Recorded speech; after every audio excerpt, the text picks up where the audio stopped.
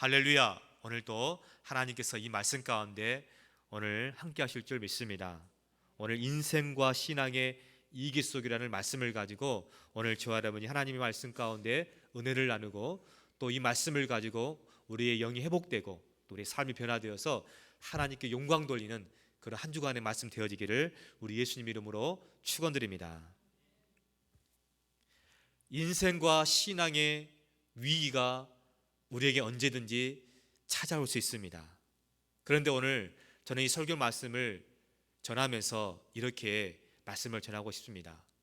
우리가 믿는 하나님, 우리가 정말 하나님을 믿는다면 살아계신 하나님, 역사하는 하나님, 이 세상 만물을 주장하시는 인간의 생사화복을 주장하시는 전능하신 하나님의 그 말씀과 그 하나님 믿는다면 위기가 될 수 없다는 것을 여러분 꼭 믿으시기 바랍니다.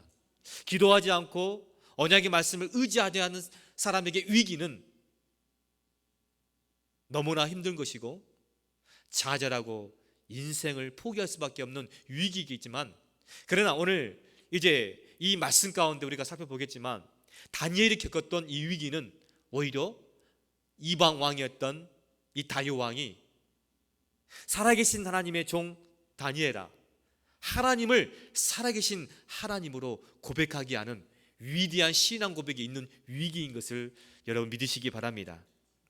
오늘 다니엘이 어떤 사람입니까? 오늘 다니엘서 6장 3절은 다니엘이 이렇게 말합니다. 마음이 민첩하다라고 합니다. 사랑하는 성도 여러분, 오늘 저와 여러분이 이 말씀을 들으면서 우리의 마음이 민첩하기를 바랍니다. 무엇에 민첩해야 될까요? 하나님 말씀에 민첩하고 세상의 모든 것을 통찰할 수 있는 그런 마음의 민첩함, 즉 청명함. 다니엘은 모든 바벨론과 또 모든 이 메대와 바사 모든 사람들보다도 청명하고 그 마음이 민첩했다라고 오늘 성경은 말하고 있습니다. 그리고 모든 총리들과 모든 고관들보다도 뛰어나다고 합니다. 오늘 저와 여러분이 이 다니엘처럼 우리가 인격도 우리의 영성도 모든 사람들보다 뛰어나기를 바랍니다. 국사에 대해서는 아무 근거, 아무 허물도 찾지 못했다는 것입니다. 즉 이 말은 우리의 삶의 현장에서, 여러분의 직장에서, 여러분의 일터에서, 여러분의 가정에서 어디에 있든지 아무 허물을 찾지 못했다는 거예요. 즉 이 말은 혼자 있을 때나 많은 사람들과 있을 때나 하나님 앞에서 코람되어 하나님 앞에서의 삶을 두렵고 떨리는 마음을 가지고 살았다는 것입니다. 어떤 사람들은 같이 있을 때는요 얼마나 거룩하고 얼마나 친절하고 얼마나 나이스한지 모릅니다. 그러나 혼자 있으면요 이게 정말 주의 종인지 크리스찬인지 알 수가 없는 거예요. 다니엘은 아무 근거, 아무 흠을 찾을 수가 없었어요. 이유는 뭐냐면은 오늘 성경은 정확하게 그 답이 나와 있는데 그가 4절 말씀 보게 되면 충성되었다고 합니다. 사랑하는 성도 여러분, 오늘 저와 여러분이 일터에서, 사업장에서, 여러분의 가정에서, 아니 여러분의 삶 자체가 하나님 앞에 충성하기를 우리 예수님 이름으로 축원드립니다. 요한계시록 2장 10절에 보게 되면 죽도록 충성하라, 그리하면 생명의 면류관을 내게 주리라. 이 충성이라는 이 헬라어 원문에 의하면은요 두 가지의 뜻을 담고 있습니다. 첫 번째는 성실하는 거예요. 성실.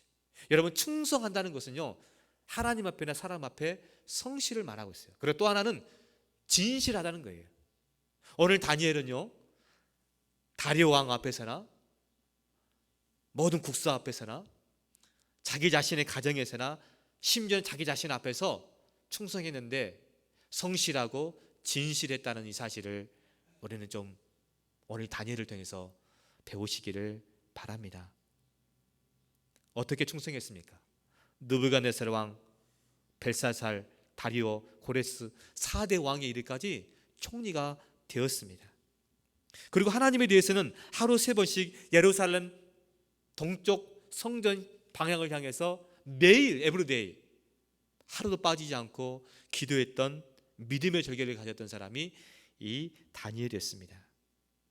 그런데 이 믿음의 절기와 항상 기도했던 이 다니엘에게도 위기가 찾아왔다는 것이 오늘 우리에게 시사하는 바가 있습니다. 사랑하는 성도 여러분, 우리는 상식적으로 생각하기에 하나님 앞에 우리가 열심히 새벽 기도하고 때로는 금식하며 기도하고 때로는 철야하면서 몸부림치면서 기도하게 되면 울며 통회하고 자복하며 하나님 앞에 간절한 마음으로 기도하게 되면 내 자녀의 모든 문제들, 내 가정의 모든 경제권의 문제들, 인간관계의 문제들, 신앙의 어떤 영적인 모든 문제들이 어떤 위기가 찾아오지 않겠지라고 우리는 생각할 수 있습니다. 그렇죠? 여러분 그러지 않습니까? 우리가 기도하게 되면 이제 내 인생에는 절대로 고난이 없을 거야, 내 인생에 십자가 지는 일은 결코 없을 거야, 우리는 그렇게 안도하는 마음을 갖는 것이 보통 사람들의 마음입니다. 그러나 오늘 성경은 기도했던 이 다니엘에게 매일 하루에 3번씩 빼먹지 않고 항상 기도했던 이 다니엘에게도 무엇이 왔다고요? 그의 인생의 절체절명의 최대의 위기가 왔다는 이 사실을 여러분 이 말씀을 통해서 여러분이 크게 깨우치시기를 바랍니다. 매일 새벽에 기도했던 예수님에게도 겟세마네 동산에서 십자가 지는 최대의 위기가 왔습니다.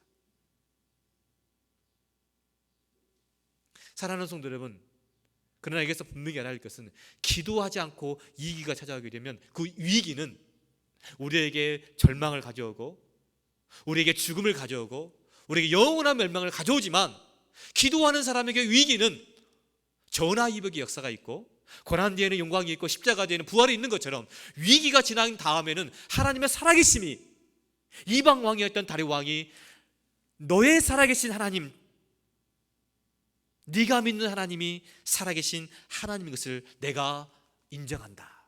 할렐루야. 오늘 다니엘을 끌어내기 위해서 총리들과 고관들이 다니엘의 허물을 찾기 시작했습니다. 국사에 대해서 아무리 흠을 찾아보려고 해도 찾을 수가 없었어요. 그런데 오늘 성경 5절 말씀을 보게 되면 이들이 딱 하나 찾은 게 있었습니다. 그것은 뭐냐? 다니엘은 그 하나님의 율법에서 근거를 찾지 못하면 그를 고발할 수 없다는 거예요. 그러니까 다니엘은요, 윤리적으로 도덕적으로 아무 흠이 없었어요. 그래서 딱 흠잡을 것이 뭐냐? 그의 종교적인 여호와 신앙, 기도하는 그것을 올무를 가지려고 그들이 이제 술수를 벌이는 것을 우리는 보게 됩니다. 그래서 이 총리들과 고관들이 다리 왕에게 하나 제안을 합니다. 어떤 제안이죠? 지금부터 30일 동안에 왕예에 그 어떤 신에게나 그 어떤 사람에게 무엇을 기도하고 무엇을 간구하게 되면 사절굴석에 던져넣는 것입니다. 그러니까 왕이 이 말을 들었을 때 어떻게 했을까요? 굉장히 기분이 좋았지 않겠습니까? 왜? 자기 외에는 그 어떤 신에게나 어떤 사람에게 절을 하게 되면 안 된다는 이 법령을 세우기 때문에 참 자기가 어떤 위상이 올라가는 거지 않겠습니까? 그래서 아무 생각 없이 그것을 허락해버리고 맙니다. 그리고 거기에다가 변개치 않는, 메대와 바사에 변개치 않은 그 금령의 어인을, 도장을 찍게 됩니다. 그래서 다니엘에게는 일생의 절체절명의 위기가 찾아오게 됩니다. 그런데 이 다니엘이 어떻게 이 위기를 극복했을까요? 오늘 저는 이 몇 가지를 가지고 어떻게 다니엘이 인생의 가장 그 신앙적인 위기를 극복했는가를 오늘 이 말씀을 통해서 하나씩 하나씩 풀어가고자 합니다. 첫 번째로, 그는 절체절명의 그 인생의 신앙의 위기의 순간에도 역시 변함없이 여전히 항상 그 하나님께 기도했다는 것입니다. 사냥꾼이 짐승을 잡기 위해서, 새를 잡기 위해서 짐승이 잘 다니는 길목에다가 무엇을 놓죠? 덫을 놓습니다. 올무를 놓습니다. 반드시 짐승은 그 길을 가게 되어 있어요. 그래서 그 길에다가 덫을 넣고 올무를 넣게 되면요, 딱 걸리게 되는 거예요. 마치 다니엘이 오늘 5절 말씀을 보니까 다니엘은 국사에 대해서는 아무 흠도 틈이 없었어요. 그렇기 때문에 그는 종교적인 방법이 하나 있었는데, 그것은 지금부터 30일 동안에 왕외에 그 어떤 신에게 절을 하거나 기도하고 간구하게 되면은 사적을 쓰게 던져버리는 것입니다. 그래서 다니엘이 늘 기도하는 것을 그들은 알았어요. 총리들과 국왕들은 알았어요. 왜? 그들의 눈에 가시 같은 존재가 그들에게는 이방 민족이잖아요. 그죠? 다니엘이. 그죠? 포로로 잡혔던 사람 아니겠습니까? 그래서 너무너무 가시 같은 존재이기 때문에 그를 제거할 수 있는 방법이 딱 한 가지, 기도하는 것이었습니다. 그래서 다니엘은 반드시 기도의 길을 가게 되어 있어요. 그래서 다니엘의 그 기도의 길에 이 총리들과 고관들이 무엇을 놓습니까? 기도의 덫을, 기도의 올무를 놓게 되는 것입니다. 그러나 그럴지라도 다니엘은요, 변함없이 기도했다는 사실입니다. 우리 인생에 절대적인 위기가 온다 할지라도 어떻게 하렵니까? 기도를 짧게 하시렵니까? 너무너무 절박하다고 기도를 급하게, 기도의 횟수를 줄이려고 합니까? 사랑하는 성도 여러분, 다니엘은 결코 기도의 횟수를, 기도의 시간을, 기도를 급하게 하지 않았습니다. 그런 기도를 쉬지 않았습니다. 정말 오늘 제가 이 말씀을 준비하면서 목회자로서, 목사로서, 또 여러분의 크리스찬으로서 우리가 하나 정말 기억해야 될 것은 절대로 인생의 절체절명의 위기 가운데도 기도의 횟수를 줄이지 않았다는 사실입니다. 절대로 바쁘게 하지 않았다는 것입니다. 절대로 급하게 하지 않았다는 것입니다. 기도를 포기하지 않았다는 것입니다. 오히려 그는 더욱더 열심을 다해서 하나님 앞에 목숨을 걸고 내가 사자밥이 된다 할지라도 전능하신 하나님, 살아계신 하나님 앞에 그는 절대적으로 간절한 마음으로 변함없이, 끊임없이 여전히 기도했다는 이 한 가지 사실을 여러분이 꼭 기억하시기를 바랍니다. 우리는 위기가 오게 되면은요, 기도를 포기해버립니다. 기도를 멈춰버립니다. 그리고 우리는 근심하기 시작하고 한숨 짓기 시작하고 하나님 아닌 다른 사람을, 돈을, 백을, 세상의 권력을 우리는 의지하게 되는 것입니다. 오늘 저와 여러분이 분명히 아시기 바랍니다. 인생의 위기 가운데 다니엘은 여전히 변함없이 기도했다는 사실입니다. 조지 물로 목사님 5만 번 응답받았던 기도에 여러분 사람 아시지 않습니까? 조지 물로 목사님의 이 응답받는 기도 원리가 7가지가 소개되었는데요, 첫 번째는 예수님의 중보 사역을 전적으로 의지하는 것입니다. 내 공로가 아니라 예수님의 공로를 의지해서 기도하는 것입니다. 할렐루야. 여러분이 기도할 때 내 공로, 내 의가 아니라 절대 중보자가 되시는 예수님을 의지해서 기도하는 겁니다. 두 번째로 조지 물러 목사님의 응답받는 기도 원리 두 번째는 지혜를 버리라는 것입니다. 우리가 지약을 품고 기도하면 하나님께서 우리의 기도를 들어주지 않으십니다. 그리고 세 번째는 믿으라는 것입니다. 하나님께서 명시하신 약속의 말씀을 끝까지 믿고 기도해야 하는 것입니다. 그리고 인내로서 기도하는 것입니다. 기도자의 자세는 첫째도 인내요, 둘째도 인내요, 셋째도 인내입니다. 여러분, 농부가 오랫동안 참으며 추수할 때를 기다리듯이 기도하는 자는 끝까지 기다리는 것입니다. 오늘 다니엘이 인내하고 기다리며 그는 변함없이 여전히 하나님 앞에 절대절명의 위기 가운데도 기도했다는 사실입니다. 그리고 다섯 번째로 하나님의 뜻을 살피며 기도하는 것입니다. 이기적인 동기로 기도하지 말고 하나님의 뜻대로 기도하는 것입니다. 여러분, 다니엘서 1장에 보게 되면요, 다니엘은 뜻을 정해서 바벨론 왕 느부갓네살 왕의 그 우상 숭배의 고기와 떡과 포도주를 거절해 버렸습니다. 뜻을 정했다고 합니다. 사랑하는 성도 여러분, 다니엘은 충성스러운 사람입니다. 그는 국사적으로 아무 흠도 없었습니다. 그리고 그는 뜻을 정한 인생이었습니다. 여기서 뜻을 정했다는 것은요, 하나님의 뜻대로 살겠다라고 결단했다는 것입니다. 다윗을 가리켜 하나님의 합당한 사람이라고 말합니다. 다윗이 왜 합당한 사람입니까? 밧스바를 범했지 않습니까? 살인죄를 지었지 않습니까? 우리아를 전쟁터에 보냈지 않습니까? 그럼에도 불구하고 하나님께서 그를 합당한 사람이라는 것은 그는 하나님의 뜻대로 살겠다라고 그는 뜻을 정한 인생이기 때문입니다.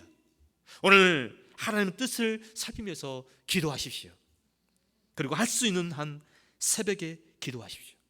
기도의 사람들은 새벽의 사람들이었습니다. 여러분, 종교 지도자들, 종교 개혁자들, 그리고 창세기부터 요한계시록까지 수많은 믿음의 사람들은 엘리야, 엘리사, 모세, 여호수아, 바울, 베드로, 예수님, 모든 사람들은 다 기도의 사람이었고 새벽 아침에 기도의 역사가 나타났습니다. 홍해바다가 새벽에 갈라졌습니다. 여리고성이 새벽에 무너졌습니다. 여러분, 모든 기도의 사람들은 새벽 기도의 사람이었습니다. 새벽에 도우신 하나님을 여러분 붙드시기 바랍니다. 기도자가 자신을 돌아보는 4가지 원칙이 있습니다. 자신이 기도하는 내용이 정말 하나님의 일인지를 돌아봐야 됩니다. 기도자 자신이 정말 하나님의 사람인지 돌아봐야 됩니다.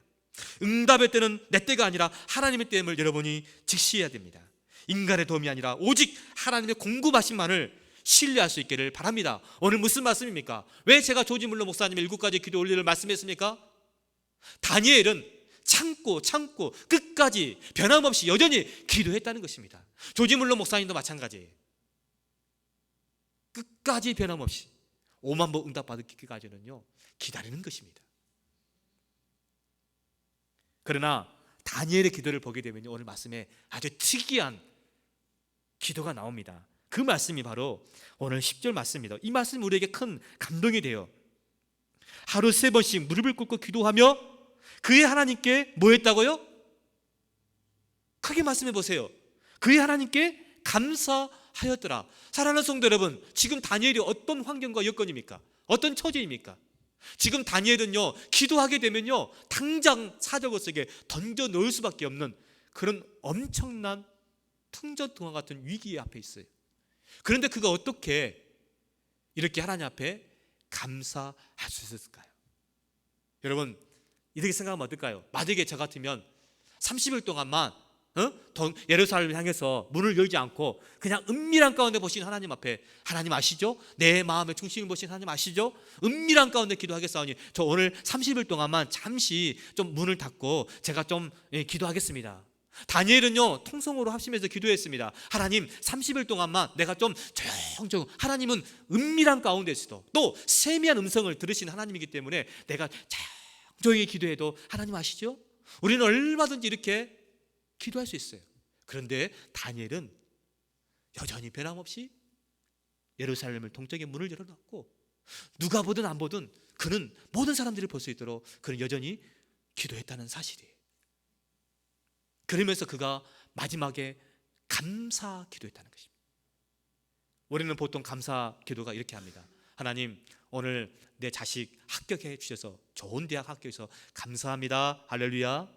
하나님 오늘 우리 남편이 진급하게 해주셔서 감사합니다. 할렐루야 감사합니다. 우리는 보통 감사 조건이 있었을 때 우리는 감사하게 되는데 오늘 다니엘은요 절대 감사 조건이 하나도 없어요. 지금 기도하게 되면 사족을 속에 던짐을 받게 되어서 그는 죽어야만 하는 입장이에요. 그런데 그가 하나님 앞에 기도했다는 거예요. 어떤 기도예요? 감사했다는 것입니다. 마치 마태복음 14장에 보게 되면 예수님께서 수많은 무리들이 이 광야에 있었습니다. 저녁에 해가 졌습니다. 배가 고팠습니다. 여러분 인생에 있어서 여러분 가장 힘들고 어려울 때가요 춥고 배고플 때입니다. 그들의 배가 고팠어요. 예수님을 따라다녔지만 그들이 여러 날 먹지를 못했습니다. 그래서 예수님이 물어봅니다. 너에게 무엇이 있느냐? 그때 그들에게는 소년의 조그마한 도시락 안에 5병이가 있었습니다. 근데 예수님께서 먼저 떡을 띄워주기 전에 어떻게 했죠? 하나님 앞에 하나님 감사합니다. 먼저 하나님께 축사했다고 합니다. 먼저 하나님께 감사했다고 합니다. 하루는 이 조지 물러 목사님이요 너무너무 먹을 것이 없었어요. 여러분 조지 물러 목사님의 그 고아들을 살펴보는 이야기를 들어보게 되면 감동적인 스토리가 나오는데요. 한 2년 정도는요 여기저기에서 많은 도네이션을 후원자가 있어서 한 2년 정도는 고아원이 그렇게 쉽게 되었다고 합니다. 그런데 2년이 지난 다음에 한 10년까지는요 너무너무 어려웠대요. 매일매일 먹는 것 때문에 매일매일 돈 때문에 참 하나님께 기도 많이 했대요. 그런데 어느 날 정말 보니까 조지 물러 목사님이 그 수천 명의 그 고아들을 데리고 아침에 식사를 해야 되는데 그의 인생에 가장 위기가 찾아옵니다. 식량 창고를 열어보니까 먹을 것이 아무것도 없었던 거예요. 우리 한국식으로 표현한다면 쌀독에 쌀 한 톨이 없었던 거예요. 저도 저희 그 장인 장모님이 목회를 하시고 이제 은퇴를 하셨는데요. 처음에 개척했을 때 저한테 이렇게 말하더라고요. 쌀이 없으니까 저희 그 장모님이 그 쌀 앞에서 그 눈물 흘리면서 그걸 제 장인 어르신이 보면서 다 가슴을 치고 그때가 가장 마음이 아팠다라고. 제가 처음에 생겼던 교회의 목사님도 개척을 하게 되는데 쌀이 없으니까 라면 하나 가지고 사모님하고 아들하고 목사님 셋이서 그 라면 하나 가지고 하루 종일 먹었다라는 그 이야기를 듣게 되었어요. 지금은 참 배부르고 등 따서서 이렇게 목회하면서 고생하는 목회자들이 그렇게 많지는 않지만 제가 신학교 다닐 때마다 사실 저도 식권이 없어가지고 물을 먹으면서 그렇게 금식 아닌 금식을 했던 경우도 사실 있었거든요. 사실 이 금식의 영성이 많이 사라져 버렸어요. 교회 안에 배고픔의 역사가 사라져 버렸어요. 여러분, 배고파 봐야 하나님께 부르짖기도 하고 하나님께 간절하게 되는데, 어느 날 한국 교회가 너무 이렇게 배부르다 보니까 이게 어느 날 영성이 사라져 버린 거예요. 여러분, 한국 교회의 위기는요, 다른 데 있지 않습니다. 배부름의 위기가 온 거예요. 자, 그래서 이 다니엘이 참 많이 어려웠어요. 그죠? 그의 인생에 가장 위기가 왔어요. 그래서 이 조지 물러 목사님에게 다시 돌아가서, 이 조지 물러 목사님이 어느 날 보니까 아무 쌀떡이 없는 거예요. 아무 먹을 것이 없는 거예요. 그래서 하나님께 그럼에도 불구하고 아침에 수천 명의 아이들을 대놓고 아침 식사 기도를 하게 됩니다. 앞에는 아무것도 없어요. 빈 접시예요. 조지 물러 목사님이 기도합니다. 하나님, 오늘 또 먹을 것을 주실 줄 믿고 감사합니다. 할렐루야. 오늘 이 믿음이 우리에게 있었으면 좋겠습니다. 여러분, 돈이 없다고요? 먹을 것이 없다고요? 여러분, 굶지 않잖아요. 그런데 신기한 일은요, 기도가 끝나자마자 기적 같은 일이 벌어지게 되는데, 아주 아침에 각 구운 빵, 정말 김이 모락모락 나고, 여러분 배고프시죠? 이제 이 빵을 빵 사장님이요, 수천 명에 먹을 수 있는 걸 가져온 거예요. 이유는 뭐냐면 어젯밤에 이 빵 주인에게 하나님 역사하신 거예요. 너 내일 아침에 조지 물러 목사님 고안에 너 빵 갖다 주라. 또 빵이 왔는데 우유가 있어야잖아요. 우유가 참 신선한 우유가 있어야지 않습니까? 그런데 마차에 이 우유를 갖고 갔던 이 마차의 이 사장님이 갑자기 마차가 고장나는 바람에 또 이것을 갖다가 하나님의 지식 가운데 그 신선한 우유를 갖다가 그날 아침에 이 조지 물러 목사님과 그 아들에게 줬다는 거예요. 여러분, 조지 물러 목사님 어떤 기도했습니까? 아무것도 없었지만 먼저 하나님께 감사하게 됐어요. 예수님도 축사하시고 조지 물러 목사님도 감사하고, 오늘 다니엘도 하나님께 사자굴 속에 건져준 거 아니지만 먼저 하나님께 감사했어요. 여러분, 꼭 줘야만이 하는 감사가 아니라 그럼에도 불구하고 in spite of, 그리 아니하실지라도의 이 사드락 메삭과 아벳느고의 감사, 오늘 이 감사가 우리의 신앙생활 가운데 있어지기를 우리 예수님 이름으로 축원드립니다. 그 하나님께 감사하더라. 오늘 다니엘은 이 가운데도 여전히 기도했고요, 그 기도의 내용은 뭐냐면 감사 기도했다는 것입니다. 이게 오늘 우리에게 울림이 있어요. 오늘 이것이 우리에게 메시지입니다. 자, 두 번째, 다니엘은 그 인생의 절대적인 위기 가운데서 그는 어떻게 했느냐. 여러분, 건강에 위기가 오고 자녀들이 위기가 오고 여러분의 경제권에 위기가 온다면, 아니 우리의 영적인 신앙적인 위기가 온다면 여러분 어떻게 하시렵니까? 두 번째로 다니엘은, 자, 우리 10절 말씀을 다 같이 한번 읽겠습니다. 자, 10절 말씀 시작.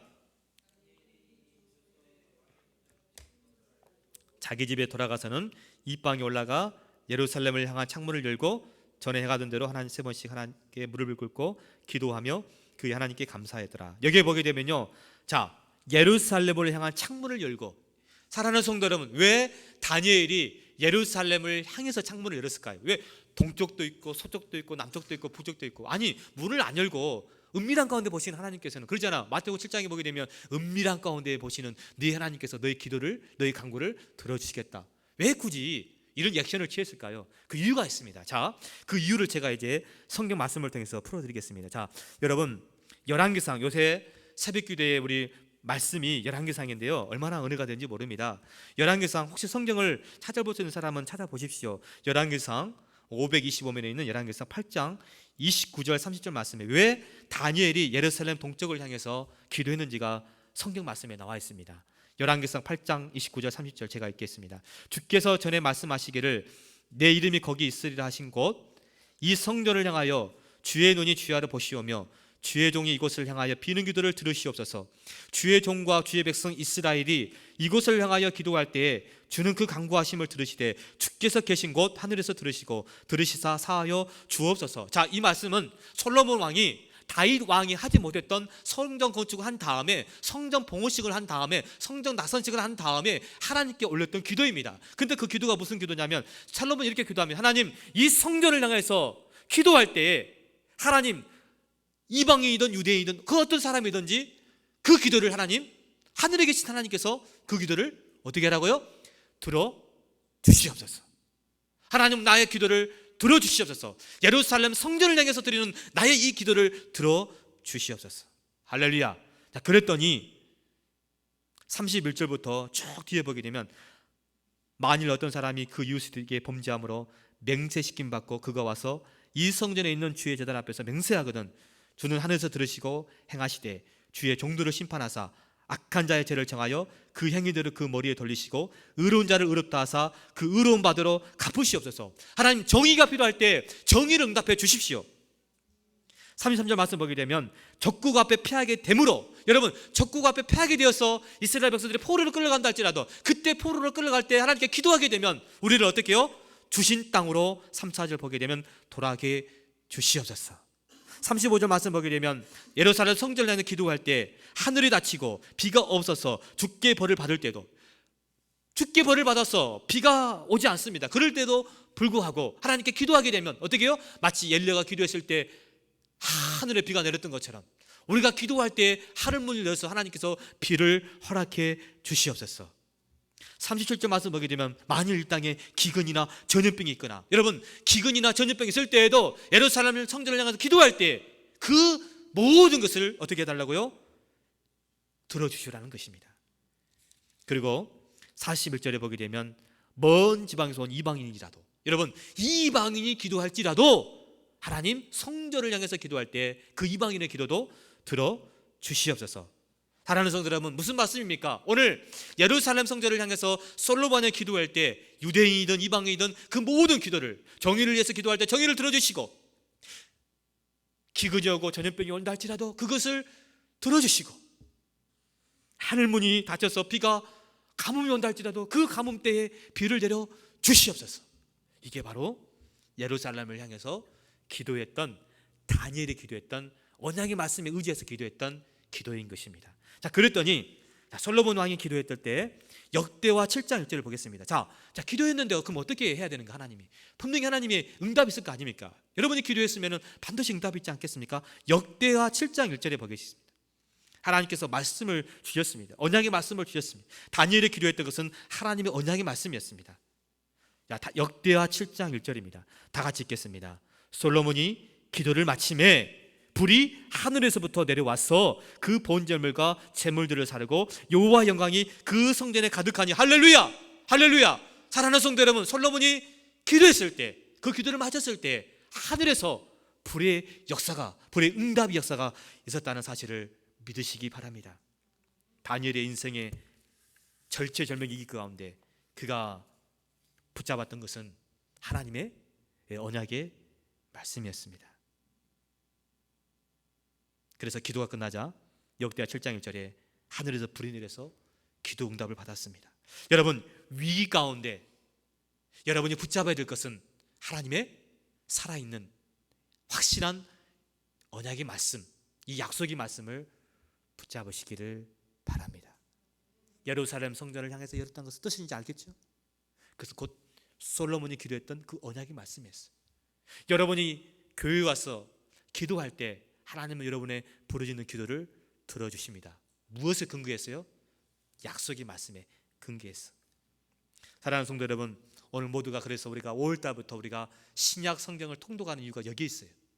여러분, 내가 목사님, 그래 내가 목사고, 내가 장로고, 내가 권사고, 내가 사모고, 내가 집사고, 내가 성경 교사인데 목사님 또 무슨 성경 말씀이 있습니까? 아닙니다.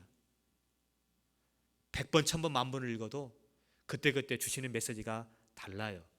여러분 체험해 보십시오. 신앙은 간증이에요. 저도 기대가 돼요. 5월달부터 이제 마태복음 1장부터 읽을 때 하나님께서 마태복음 1장을 통해서, 마태복음 2장을 통해서 주시는 메시지가 무엇일까 막 기대가 돼요. 그 말씀이 능력의 말씀이 될 거예요. 그 말씀이 생명의 말씀이 될 거예요. 그 말씀이 여러분 인생의 가장 절체절명의 위기 가운데 여러분을 건져내는, 여러분을 새롭고 상길로 인도하는 그런 능력의 말씀이 되어줄 줄 믿으시기 바랍니다. 마지막입니다. 자, 그렇다면 다니엘이 인생의 가장 그 위기 가운데 그가 첫 번째는 기도했었고요, 두 번째는 언약의 말씀 붙잡았고요, 세 번째 했던 행동이 무엇이었냐? 그는 그 위기 가운데 서로 마음을 나누고 서로 협력하여 함께하는 동력자가 있었다는 사실입니다. 오늘 성경 이 다니엘서 6장 11절부터 말씀을 보게 되면 이제 이 다니엘과 이 다리 왕의 관계가 나옵니다.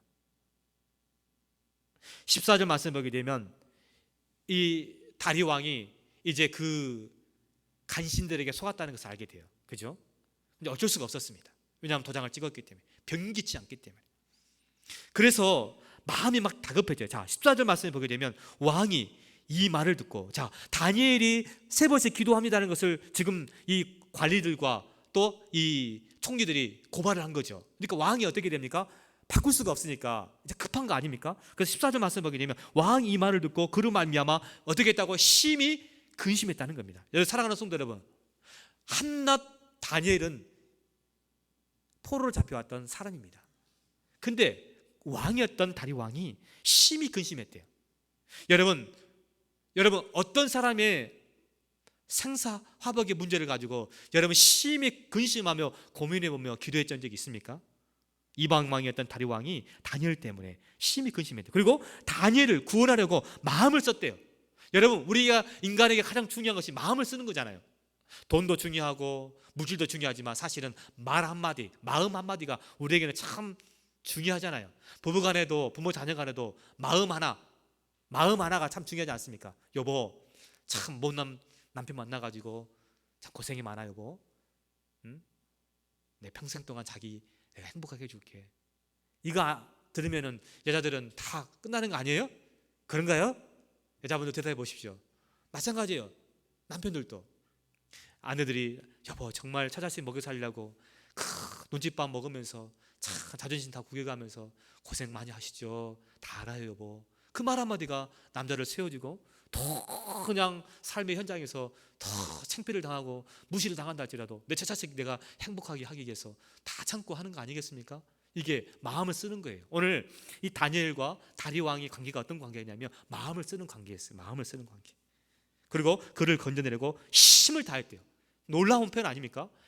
있는 힘을. 여러분, 왕이 얼마나 힘이 있습니까? 그의 모든 것을 다 힘을 다 동원했어요. 그리고 해가 질 때 이르렀습니다. 그리고 18절 말씀 보게 되면 왕이 궁에 들어가서는요 밤이 새도록 금식했대요. 그리고 그 앞에 오락을 다 그쳤대요. 그리고 잠자기를 마다했대요. 여러분, 너무너무 놀라운 거 아닙니까? 어떻게 왕이 얼마나 다니엘을 사랑했기에 금식을 하고 오락을 멈추고 힘을 쓰고 급하게 마음을 다하여 뭐 했다고요? 잠자기를 마다했다는 것은 뜬 눈으로 지금 밤을 새우고 있는 것입니다. 그리고 이튿날에 왕이 새벽에 일어나서 급히 사자굴로 갔어요. 급히 다니엘의 등굴에 가까이 이르러 슬피 소리질러 다니엘에게 물었습니다. 살아계신 하나님의 종 다니엘아, 내가 항상 섬기는 네 하나님이 사자들에게서 능히 너를 구원하였느냐. 사랑하는 성도 여러분, 오늘 이 다니엘과 이 다리왕의 관계는요 서로 협력하는 관계였어요. 마치 다윗이 사울에게 쫓겨다닐 때 요나단이 다윗을 자기 생명처럼 사랑했던 것처럼 오늘 우리 인생의 가장 절체절명의 위기 가운데 오늘 세 번째 주는 메시지는 뭐냐? 내 힘으로는 할 수가 없고 누군가가 같이 마음을 같이 할 수 있는, 마음을 터놓고 이야기하고 무엇인가를 도울 수 있는, 여러분은 어떻습니까? 지난주에 제 아내가 이런 이야기를 저에게 했습니다. 여보, 당신이 만약에 목회를 하다가 어떤 큰 어려움이 왔을 때 정말 마음을 다 터놓고 진실하게 이야기할 수 있는 그런 동력자가, 그런 친구가 있느냐고 물어봤어요. 그런데 제가 선뜻 말을 못했습니다. 어떻게 보면 저도 제 인생을 참 못 산 거죠. 여러분 어떻습니까? 제가 여러분에게 한번 물어보고 싶습니다. 여러분을 다니엘처럼 인생의 가장 위기 가운데 오늘 다리왕처럼 울어주고 금식하고 오락을 멈춰주고 뜬 눈으로 밤을 새우고 새벽 이른 아침에 급하게 달려와서 살아계신 하나님의 종 다니엘아, 네가 믿는 하나님이 너를 구원해내었느냐, 이렇게 울어줄 수 있는 금식해 줄 수 있는 그런 친구가 있느냐 말입니다. 위기 가운데는요, 상계줄은 강해요. 혼자보다도 두 사람이면 강합니다. 오늘 저와 여러분이 이 다니엘에게는 다리왕이 있었어요. 어떻든 간에 힘들고 어려울 때 마음을 나눌 수 있는, 내 옆에서 울어주고 새벽부터 나와서 금식해주고 마음을 나눠줄 수 있는 그런 사람이 반드시 있어야 됩니다. 모세에게는 아론과 훌이 있었습니다. 바울에게는 실라와 디모데와 바나바가 있었습니다. 예수님에게는 12 제자도 있었습니다. 그리고 오늘 이 다니엘에게는 다리왕이 있었습니다. 오늘 저와 여러분에게 우리가 이 길을 만났을 때 마음을 터놓고 이야기할 수 있는 이런 동역자가 있어야만이 위기를 극복할 수 있다는 사실을 믿으시기 바랍니다. 이제 말씀을 맺습니다. 오늘 다니엘의 인생에 있어서 가장 절체절명의 위기가 찾아옵니다. 그러나 오늘 저는 이 말씀을 이렇게 결론 짓고 싶습니다. 다니엘에게 위기는 그가 기도했기 때문에, 그가 언약의 말씀을 의지했기 때문에, 그가 늘 좋은 사람들과의 인간관계를 했기 때문에 그는 그것이 절대 위기가 될 수가 없었고, 오히려 이방 왕이었던 이 다리오 왕이 오히려 살아계신 하나님의 종 다니엘아, 오히려 그 이방 민족이었던 우상을 숭배했던 그 왕이 살아계신 하나님을 찬양하고 이제 그 후로 보게 되면 모든 민족과 방백들에게 조서를 써게 되는데, 다니엘이 믿는 하나님에 대해서 그를 높여드리고 그를 인정하고 그를 경외하게 되는 놀라운 반전의 역사가 위기 가운데 왔다는 이 사실을 믿으시기 바랍니다. 우리 인생의 크리스찬들에게 위기는 절대 위기가 아닙니다. 그 위기를 뛰어넘어서 그 위기를 극복해 가서 믿지 않는 왕에게도, 믿지 않는 사람들에게도 살아계신 하나님을 나타낸다는 이 사실을 여러분 기억하시기 바랍니다. 여러분, 돈 때문에, 인간관계 때문에, 병 때문에 위기가 왔습니까? 이것을 하나님을 나타내는, 하나님 밖에 드러내는, 하나님께 영광 돌리는 그런 위기가 되어지기를 바랍니다. 여러분, 기도하십시오.